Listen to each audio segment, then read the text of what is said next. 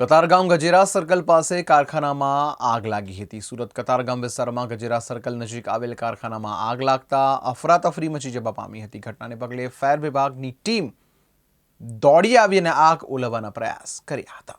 સુરત શહેરમાં વરસાદની સિઝનમાં ભારે ગરમીનો અનુભવ થઈ રહ્યો છે। ભારે ગરમીના કારણે આગ લાગવાની ઘટનામાં સતત વધારો થઈ રહ્યો છે।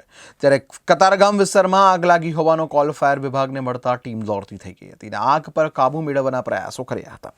મળતી માહિતી મુજબ આજે કતારગામ વિસ્તારમાં ગજેરા સર્કલ પાસે એક કારખાનામાં આગ લાગતા અફરાતફરી મચી જવા પામી હતી। ઘટનાને પગલે ફાયર બ્રિગેડની ટીમ દોડી આવીને આગ ઓલવવાનો પ્રયાસ કર્યો હતો। આગ લાગતા 2 લોકો ફસાયા હતા।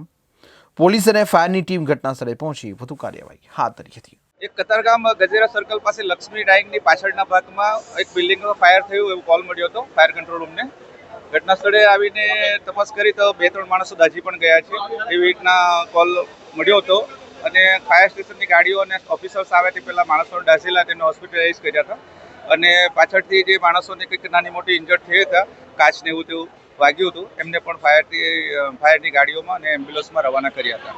કેટલું નુકસાન ના નુકસાનીનો હજુ અંદાજ નથી માંડ્યો, પરંતુ ફાયર થયું છે તે એકચ્યુઅલી એક ડાયમંડ્સ અને જ્વેલરીનું છે આરવી કરીને અને 3 બિલ્ડિંગ્સના અંદર ફાયર હતું। એકચ્યુઅલી એ ઇન્ડસ્ટ્રીયલ એક્ટમાં આવે છે એટલે ફાયરની સિસ્ટમ બિલ્ડિંગ્સમાં લાગેલી છે। એક્ઝેક્ટલી શાના કારણે થયું અને કયા એરિયામાં થયું છે એ તપાસનો વિષય છે, પાછળથી ખ્યાલ આવશે। અત્યારે ઓલરેડી સ્મોકના લીધે પૂરા એરિયાનું તોડફોડ થઈ ગયેલું છે એટલે એક્ઝેક્ટ જાણી શકાયું નથી।